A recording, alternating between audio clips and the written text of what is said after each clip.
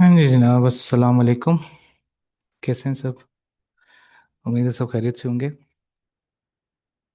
अच्छा जी, मुझे ये बताएं कि हमने लास्ट में जो क्या पढ़ा था, क्योंकि मुझे याद नहीं है। मुझे आप लोगों को याद कराना पड़ेगा कि लास्ट हमने क्या पढ़ा था। वहां से आगे कंटिन्यू करते हैं हम लोग। ठीक है, मुझे बता दे लास्ट क्या पढ़ा था हमने।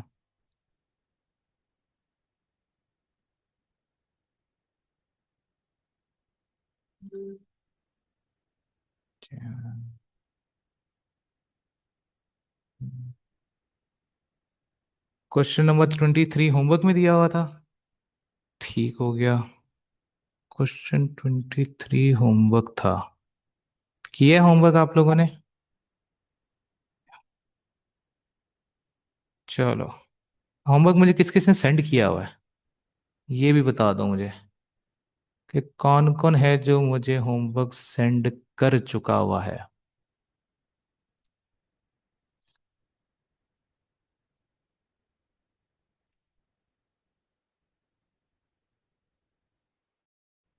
बट ठीक है, और किसी ने नहीं सेंड किया माशाल्लाह से। चलो, ठीक हो गया, कोई मसला नहीं है। यार ये ना काम किया करो, अगर होमवर्क को दिया हुआ करे तो फिर उसको सेंड किया करो यार। खैर, होमवर्क अपना चेक करना है, मैं चेक करवा देता हूँ। ठीक है। किधर गया? क्वेश्चन 23 दिया था होमवर्क में।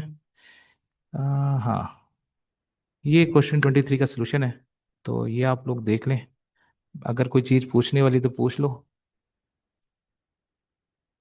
ठीक है,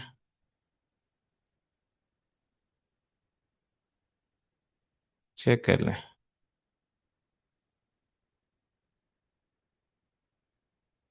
ठीक है, इसका स्क्रीनशॉट ले लो और फिर हम आगे कहानी। 21 भी था। ओके, 21 का किधर किया हुआ होगा? 21 भी देख लेते हैं यार। 21 भी कहीं ना कहीं किया हुआ होगा मैंने।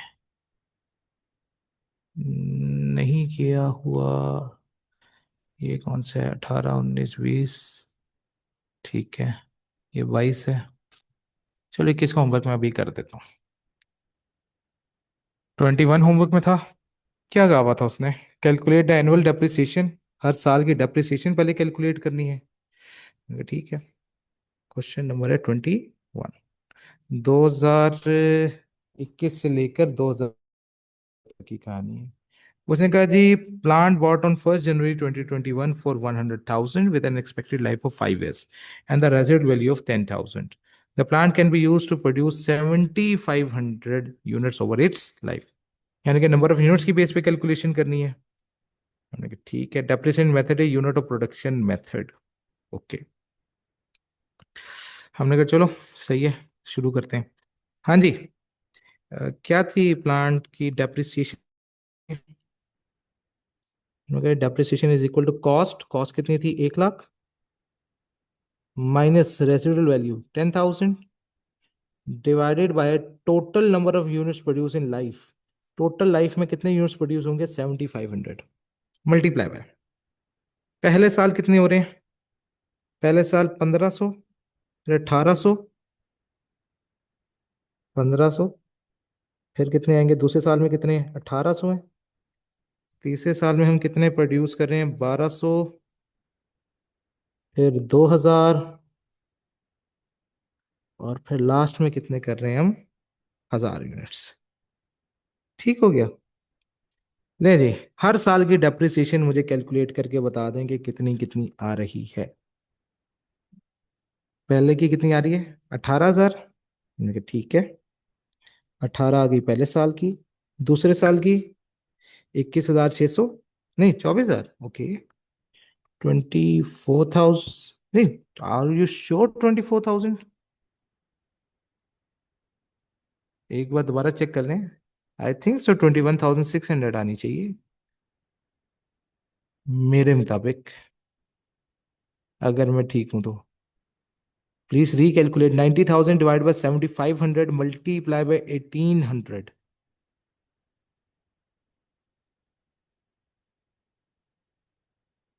काइंडली चेक करें। यस, 21,600 नेक्स्ट ईयर की कितनी है?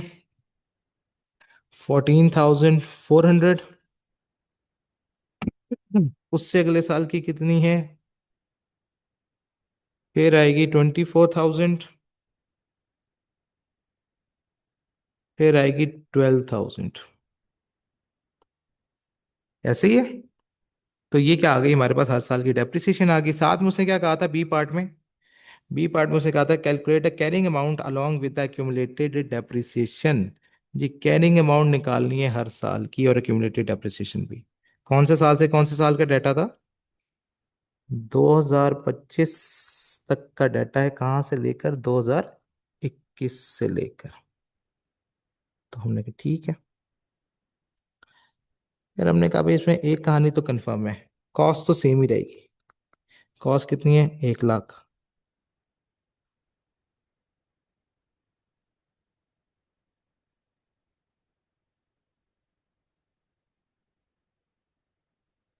फिर लेस क्या करेंगे? Accumulated depreciation. पहले साल की, हो, गलती कर दी है यहाँ पे मैंने। 2022, 2021। पहले साल की कितनी है? 10,000। ठीक है। फिर सेकेंड ईयर की कितनी आ जाएगी? 10, सॉरी 18,000। फिर आ जाएगी 21,000 ऐड हो जाएगा तो 39,600। फिर अगले साल की कितनी आ जाएगी? 54,000। फिर उससे अगले साल की कितनी आ जाएगी? 78,000। और फिर अगले साल की कितनी आ जाएगी? 90,000। तो यहाँ से हम हर साल की क्या निकाल लेंगे? WDV कैलकुलेट कर लेंगे। 10,000, 22,000, 46,000, 60,400। और यहाँ पे कितना आ जाएगा? 82,000। ओके हो गई कहानी? ठीक हो गया। तो ये क्वेश्चन नंबर 21 था जो आपके होमवर्क में दिया हुआ था। यहां तक किसी को कोई मसला? यहां तक कहानी ओके है? All clear? ना जी। नेक्स्ट आ जाए। अगली कहानी किस चीज की थी?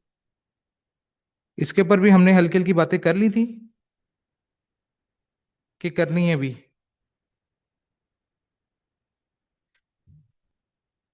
अच्छा जी।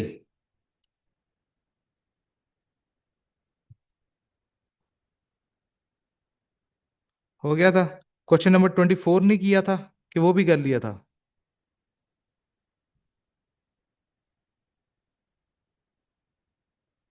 अच्छा, क्वेश्चन 24 करना है, ठीक है।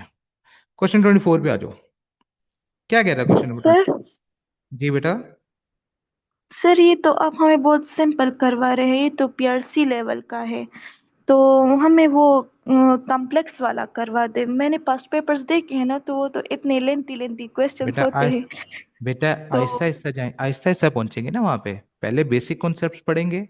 मेरा तरीकेकार ही ये होता है, मैं पहले बेसिक कॉन्सेप्ट्स करवाता हूँ। देन आहिस्ता आहिस्ता इसको बड़े क्वेश्चंस पे लेके जाते हैं हम लोग, ठीक है। आहिस्ता आहिस्ता वो बड़े क्वेश्चंस पे जाएगा।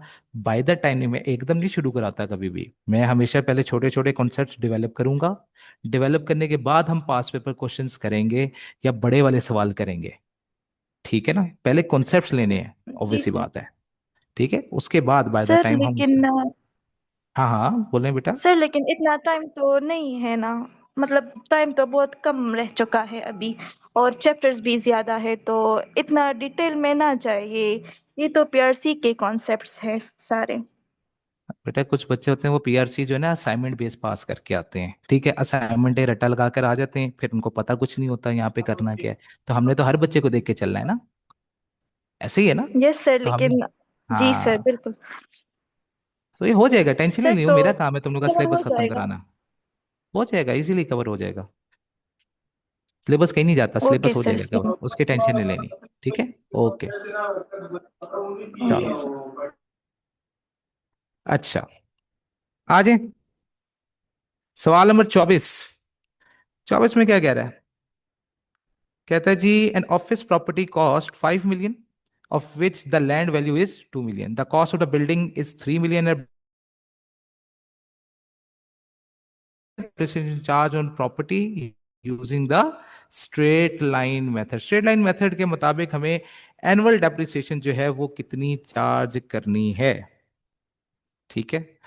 तो हमने कहा ठीक है, 5 मिलियन की प्रॉपर्टी थी जिसमें से 2 मिलियन का तो लैंड ही था। तो अगर लैंड था 2 मिलियन का, तो भाई जी 2 मिलियन के लैंड पे तो फिर हम डेप्रिसिएशन चार्ज नहीं करेंगे। लैंड पे हमेशा डेप्रिसिएशन कब चार्ज होगी? जब वो लैंड हमने लीज पे लिया होगा। लीज पे अगर लैंड लिया हुआ है तो हम लैंड के ऊपर डेप्रिसिएशन चार्ज करेंगे, अदरवाइज हम उसके ऊपर कोई डेप्रिसिएशन चार्ज नहीं करेंगे। तो ये बात याद रखनी है। लैंड वैसे कभी डेप्रिसिएट नहीं होती क्योंकि लैंड की लाइफ क्या होती है, इनफाइनाइट। तो हम डेप्रिसिएशन किस पे चार्ज करें? लेकिन अगर लीज पे हो तो लीज की एक टाइम पीरियड होता है। तो जब आपको किसी चीज का टाइम पीरियड पता लग गया तो फिर हम उसके ऊपर डेप्रिसिएशन भी चार्ज कर सकते हैं। ठीक है। तो इसलिए हमने कहा 2 मिलियन को तो नहीं चार्ज होगा, बाकी कितना बचा? 3 मिलियन। 3 मिलियन के ऊपर हम डेप्रिसिएशन चार्ज करेंगे। कौन से मेथड से? Straight line method. ठीक है, स्ट्रेट लाइन मेथड उठाते हैं। 3 million divided by useful life कितनी है?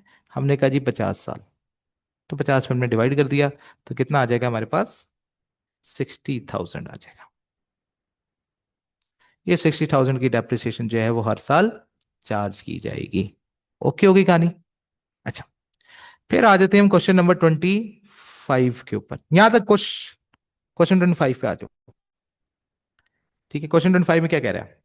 Identify the date from which depreciation should be commenced and the date when depreciation charge should be cease. हमने डेप्रिसिएशन किस date से शुरू करनी है और किस डेट पे खत्म करनी है, हमने इसकी बात करनी है। हमने कहा ठीक है। कहता है entity construct the building for its own use and the building was completed on 1 July. Building हमने 1 जुलाई को कंप्लीट की है and occupied on 1 September. The entity should use the building for a long time, but then due to expansion in its business, it decided on 1st July 2015 to shift the new rented premises. And the entity shifted the new premises on 1st August 2015 and disposed of the old building on 31 दिसंबर। तो बताओ जी, depreciation हम start कब से करेंगे? Commencement का मतलब होता है किस दिन से डेप्रिसिएशन स्टार्ट होगी। हाँ जी, बताएं। 1 जुलाई। बाकी भी बोलो यार, बाकी भी माशाल्लाह से क्लास का हिस्सा हो। गूंगे तो नहीं हो ना माशाल्लाह? हैं? बोला करो, कुछ सर मेरा पता चैट लगे। काम नहीं कर रहा। ओके। बाकी भाई साहब नवीद, उसामा, बोला करो यार, क्लास में हिस्सा बनो, पता लगे कि तुम हो हिस्सा क्लास का। अच्छा, तो हमने क्या कहा? कब से शुरू होगा? 1 जुलाई से। हमने कहा ठीक है, 1 जुलाई से। और हम एंड कब करेंगे?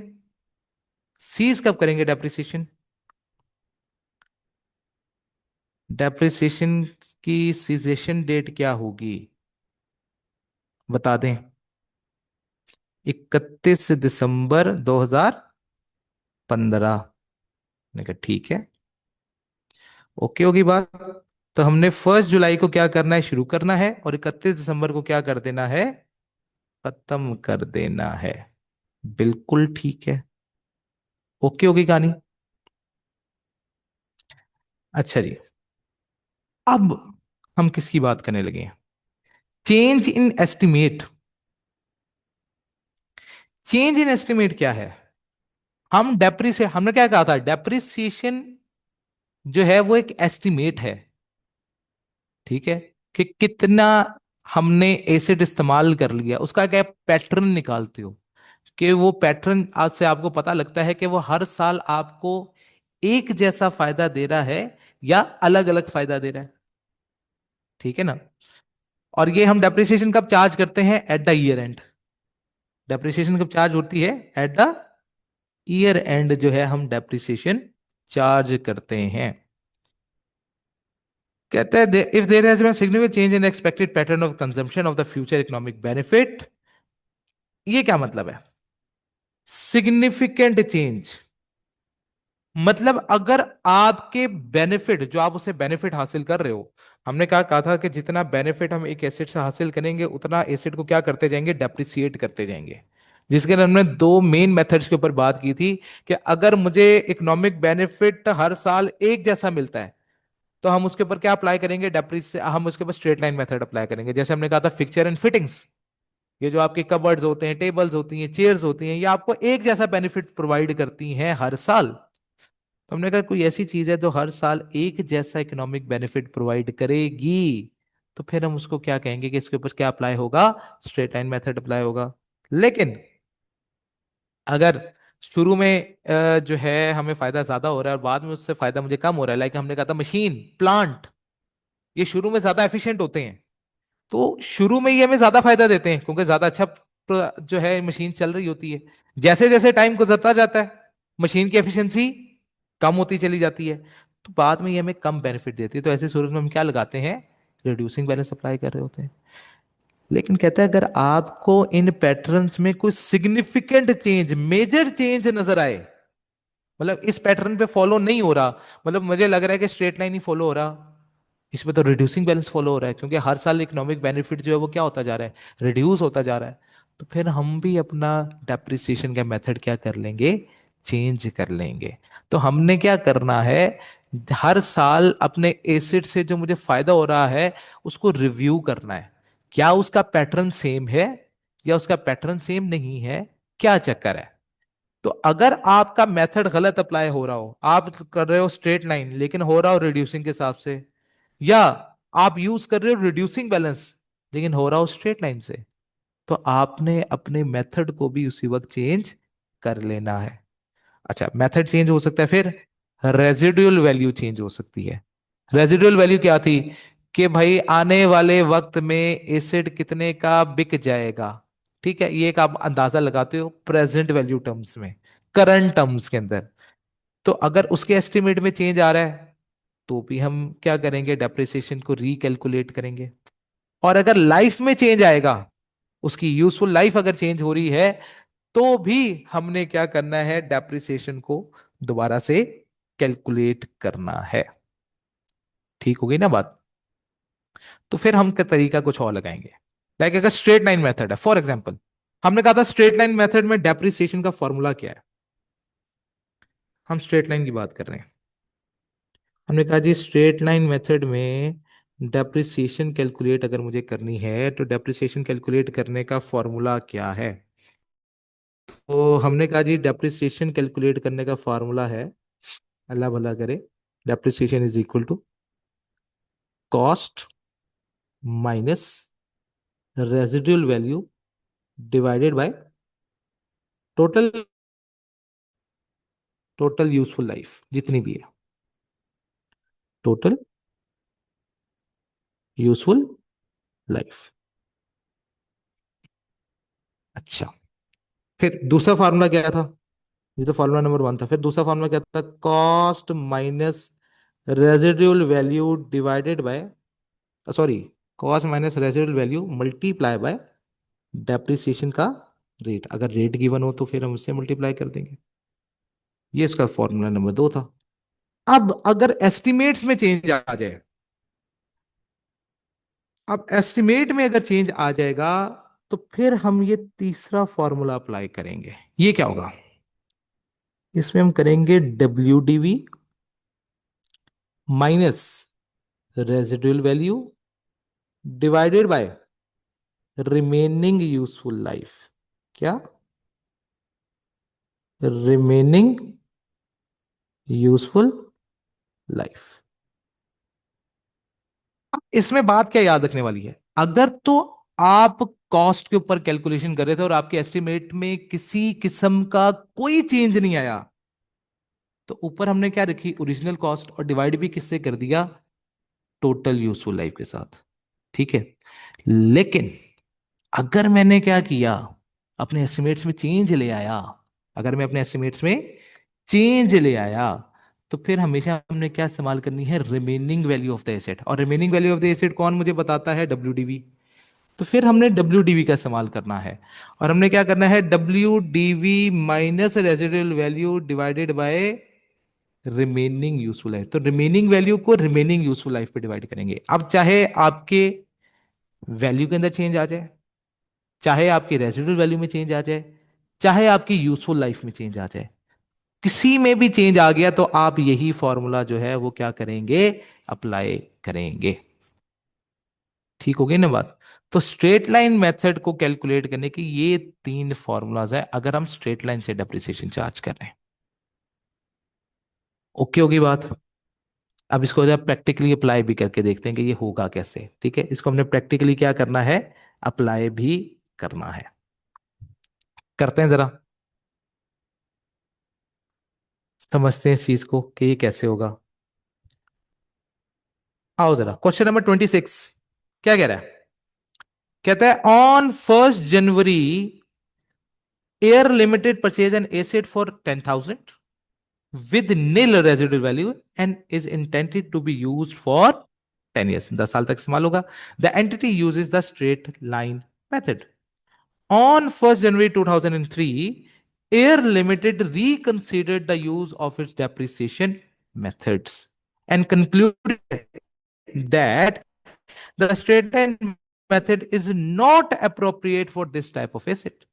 Instead, 25% depreciation on reducing balance method is appropriate. तो उसने कहा जी पहले आप यूज कर रहे थे स्ट्रेट लाइन मेथड, वो स्ट्रेट लाइन मेथड कर रहे थे 2001 से 2003 तक आपने इस्तेमाल किया, ओके फाइन, लेकिन स्ट्रेट लाइन मेथड तो एप्लीकेबल ही नहीं है। अच्छा, जो गुजर मैंने स्ट्रेट लाइन किया था, मैं स्ट्रेट लाइन ये नहीं जाऊँ करूंगा कि जाऊंगा और पुराने खातों में जाके कहूंगा नहीं जी दोबारा से सारा रिकैलकुलेट करो, सारा दोबारा से प्रॉफिट कैलकुलेट करो, इतनी खपत में नहीं पड़ेंगे हम सिंपली क्या करेंगे, हम सिंपली उठाएंगे और जो आगे की कैलकुलेशन है उसको नए रूल्स के मुताबिक कर लेंगे जो आपको लग रहा है। पुरानी डेप्रिसिएशंस को नहीं छेड़ना किसी ने, जो पुरानी डेप्रिसिएशन जिस मेथड पे होगी, जो वैल्यू कैलकुलेट होगी वो वही रहेगी। पास रिकॉर्ड्स कभी भी चेंज होंगे, ये बात याद रखनी है। ठीक है ना, तो पास रिकॉर्ड्स को मैंने कभी भी चेंज नहीं करना, डेप्रिसिएशन के जो कैलकुलेट हो चुके ये वही रहेंगे, उनके अलावा कोई चीज नहीं आएगी। ओके हो गया। अच्छा, अब मैंने कहा जी पहले 2 साल तो किस पे चलेगी डेप्रिसिएशन, स्ट्रेट लाइन मेथड पे चलेगी। तो क्या फॉर्मूला था, कॉस्ट माइनस रेजिडुअल वैल्यू। ठीक है, कॉस्ट उठाएंगे और उसके अंदर से क्या करेंगे, रेजिडुअल वैल्यू माइनस कर देंगे। कॉस्ट कितनी है, 10,000, रेजिडुअल वैल्यू 0, कितने साल तक चलेगा, 10 साल तक, तो डिवाइडेड बाय 10। और कितने साल स्ट्रेट लाइन मेथड पे हमने काम किया, 2 साल, तो 2 साल की इकट्ठी डेप्रिसिएशन चार्ज कर लो।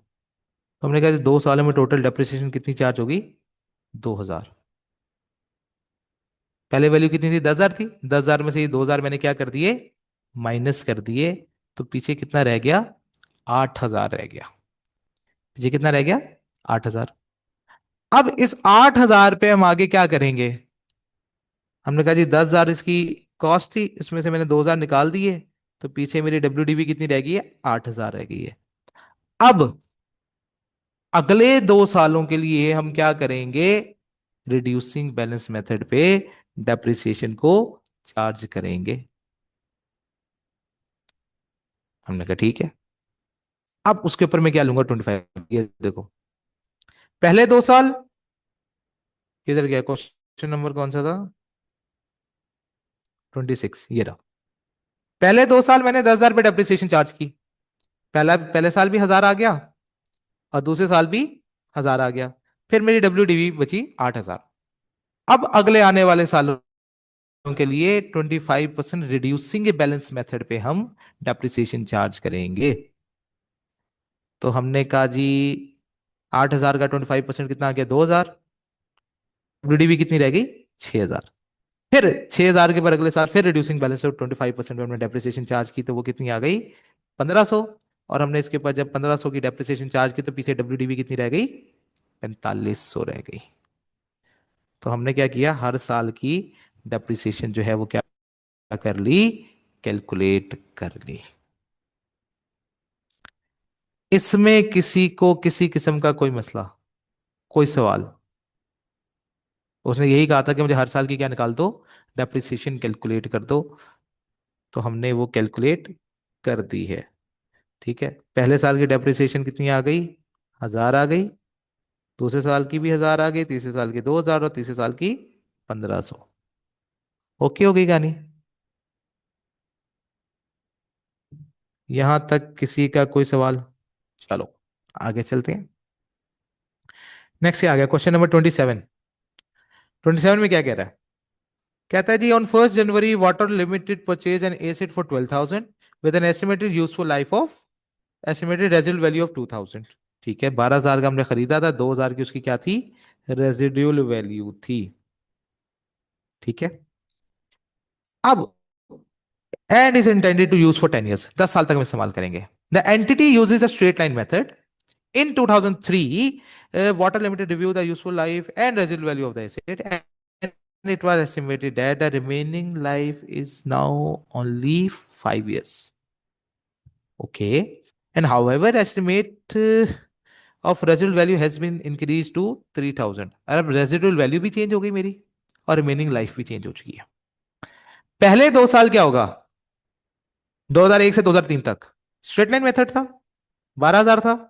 हमने उठाया, हमने कहा जी 12,000 minus residual value 2,000 divided by कितने, 10। तो 1 साल की डेप्रिसिएशन कैलकुलेट होगी, और हमें कितने चाहिए, 2 साल की। ठीक है, कितना आ गया 1 साल का, 1000 की डेप्रिसिएशन आ गई। 2 साल की कितनी आ जाएगी, 2,000 आ जाएगी। 2,000 हम क्या कर देंगे इसके अंदर से, माइनस कर देंगे। तो 12,000 में से जब मैंने 2,000 माइनस किए तो remaining value of the asset कितनी रह गई, 2003 के शुरू में। हमने कहा जी 2003 के शुरू में इसकी वैल्यू रह गई है 10,000। अब आगे आपको पता लगा कि भाई अब जो इसकी वो है रेजिडुअल वैल्यू है वो तो 3,000 हो गई, और अब इसकी रिमेनिंग लाइफ जो है वो कितनी रह गई है, 5 साल रह गई है। तो आने वाले सालों के लिए क्या कैलकुलेशन होगी? हमने कहा जी 10,000, क्योंकि रेजिडुअल वैल्यू की WDV कितनी बची थी, 10,000 minus residual value 3,000 divided by remaining life. Remaining life कितनी थी, 5। तो अगले आने वाले सालों के लिए डेप्रिसिएशन क्या चार्ज होगी, 1,400 की चार्ज होगी। तो चेक करते हैं कि यही कैलकुलेशन हुई हुई है। ये लो जी, पहले 2 साल 1,000 था, और अगले 2 साल जो है वो 1,400 की क्या होगी, डेप्रिसिएशन चार्ज हो रही होगी। ओके हो गई कहानी?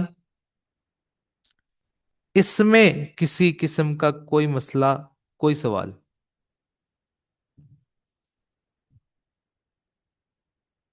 कहानी क्लियर है?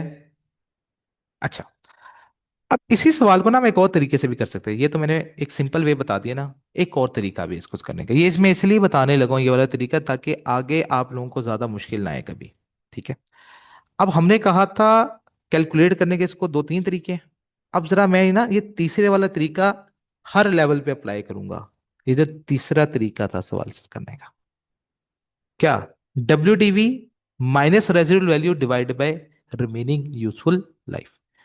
तो अगर आप रिमेनिंग वैल्यू का इस्तेमाल करोगे तो हमेशा इसको किससे डिवाइड करना, रिमेनिंग लाइफ से डिवाइड करोगे। ठीक है ना? अब जैसे देखो यहां पे था, कॉस्ट कितनी थी, हमने कहा जी कॉस्ट थी 12,000, 31/12 एक पहले साल के आखिर में हमने डेप्रिसिएशन क्या चार्ज की, 12,000 माइनस 2,000 डिवाइडेड बाय 10। 1,000 की डेप्रिसिएशन चार्ज हुई, रिमेनिंग वैल्यू कितनी रह गई, 11,000 की। अब जब दूसरा साल आएगा ना, तो मैं 12,000 को इस्तेमाल किया, हालांकि अभी एस्टिमेट चेंज नहीं हुआ, फर्क कोई नहीं पड़ता मुझे। मैंने 11,000 उठाना है, क्योंकि अब remaining value of the asset कितनी है, 11,000 है। 11,000 में से मैंने क्या करनी है, रेजिडुअल वैल्यू माइनस करनी है। तो रेजिडुअल वैल्यू कितनी है, 1,000, 2,000। तो 11,000 minus 2,000 divided by remaining life. अब रिमेनिंग लाइफ कितनी रहेगी, पहले 10 साल थी, 1 साल पीछे गुजर चुका, तो अब रिमेनिंग लाइफ कितनी रह गई है? 9 साल रह गई है। तो अगली बार देखो मैंने क्या किया है, 11,000 माइनस 2,000 डिवाइडेड बाय 9, तो तब भी 1,000 ही आएगा, फर्क कोई नहीं पड़ रहा।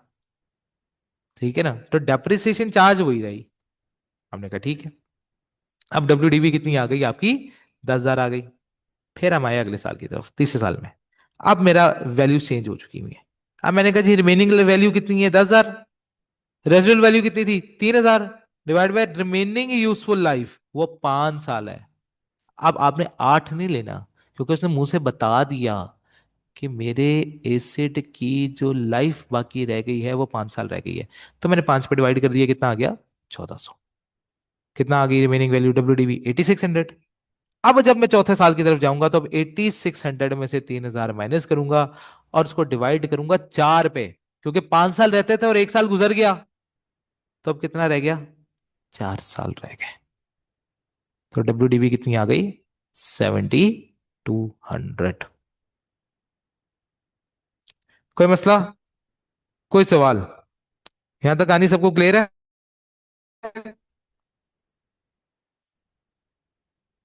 Anyone, any question? ठीक है,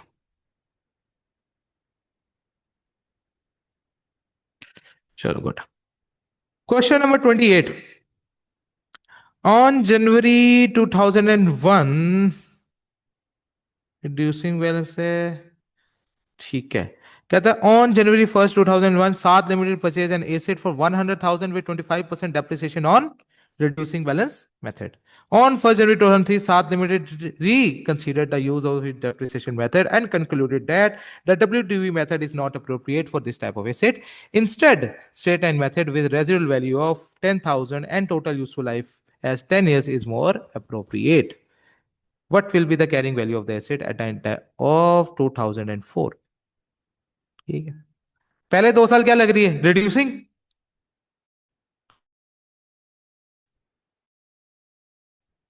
तो पहले लाख पर लेंगे क्या? 25%।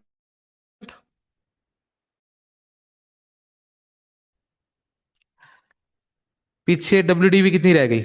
75,000।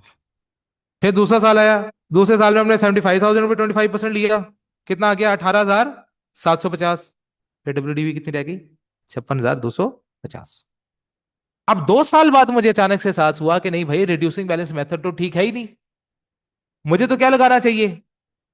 रिड्यूसिंग बैलेंस लगाना चाहिए, ओ सॉरी स्ट्रेट लाइन लगाना चाहिए। तो स्ट्रेट लाइन वाला फॉर्मूला लगाऊंगा, लेकिन कौन सा? रिमेनिंग वैल्यू वाला।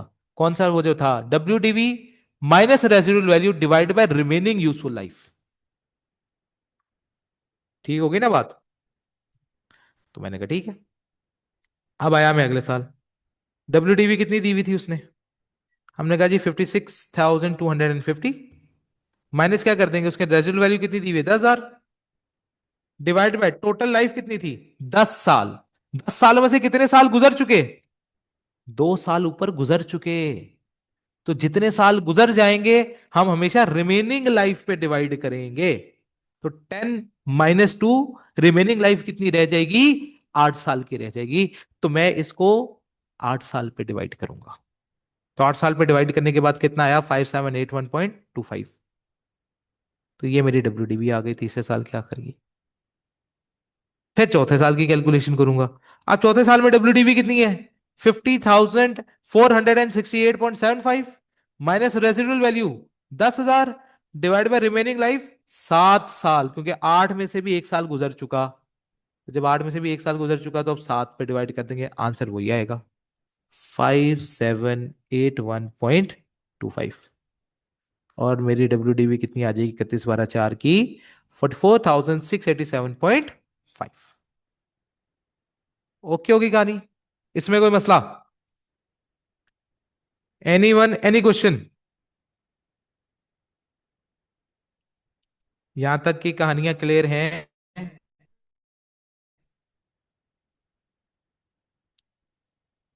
चलो, सवाल number 29। Calculate the depreciation expense for the year 2018, 19 और 20। 18 19 20 की आपको क्या करनी है, डेप्रिसिएशन कैलकुलेट करनी है। ठीक है। ओके। कहता मिस्टर फसी purchase an asset costing 1 lakh on 1 January 2018, having a useful life of 10 years and a residual value of 8,000। ठीक। डिसाइडेड चेंज, अच्छा, on 1 January 2020 decided to change the total useful life to 7 years। ये बात की कहानी है। 2018 और 19 में तो पुरानी कहानी चलेगी ना, तो वो कितनी है? हमने कहा जी पहले 2 साल कितने आएगी वही, 1 लाख माइनस 8,000।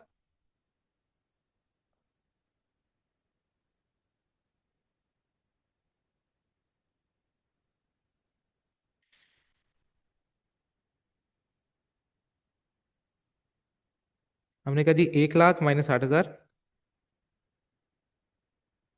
किधर गया ये रहा pen. 1 lakh minus 8,000 divided by total life कितनी है, 10 साल। तो कितना आ जाएगा आंसर, 9200। ऐसे ही है। तो पहले साल की डेप्रिसिएशन भी 9200 और दूसरे साल की भी, यानी कि 2018 में और 19 में यही डेप्रिसिएशन चार्ज होगी। अब आएंगे 2020 की तरफ। 2020 के शुरू में हमारी टोटल लाइफ चेंज हो गई 7 साल पे। हमने कहा, ठीक है। हमने 9200 और 9200 2 दफा माइनस किया। 1 लाख में से करो 9200 और 9200 माइनस, तो डब्ल्यू कितनी रह जाएगी? अगर हमने डब्ल्यू कैलकुलेट करते हैं, कितनी आ रही है?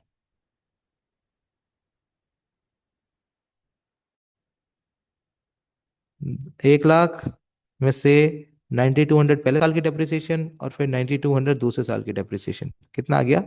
81,600। अब इसकी डेप्रिसिएशन कैलकुलेट करते हैं 2020 की। तो हमने कहा जी 81,600 माइनस, क्या उसने रेजिडुअल वैल्यू कहीं चेंज हुई? उसने रेजिडुअल वैल्यू नहीं कहीं चेंज हुई, रेजिडुअल वैल्यू अभी भी कितनी है, 8,000 है। Divided by remaining useful life कितनी होगी, बताएं जरा। What is the remaining useful life?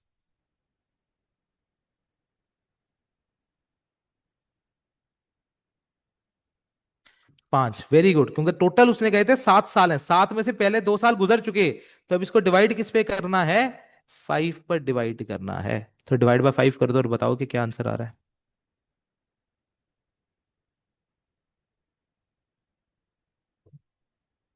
High, नहीं बेटा, दोबारा से कैलकुलेट करें please. 81,600 minus 8,000 divided bye 5, 14720।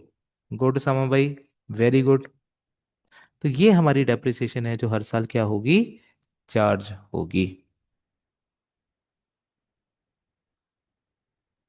Hafsa बेटा 720 है, ठीक कर लें। ओके। यहां तक कोई मसला? चले, फिर आ गए हम क्वेश्चन नंबर 30 पे और 31 पे। ये तुम लोगों को मैं होमवर्क दे दूं, 30 31 और 32।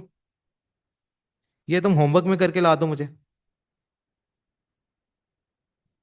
ठीक है। क्वेश्चन 30 भी मैंने होमवर्क में कर दिया। ठीक है। 31 भी होमवर्क में कर दिया। और आपका 32 भी होमवर्क में कर दिया। ये तीनों सवाल आपके जो हैं वो होमवर्क में है। ओके होगी बात।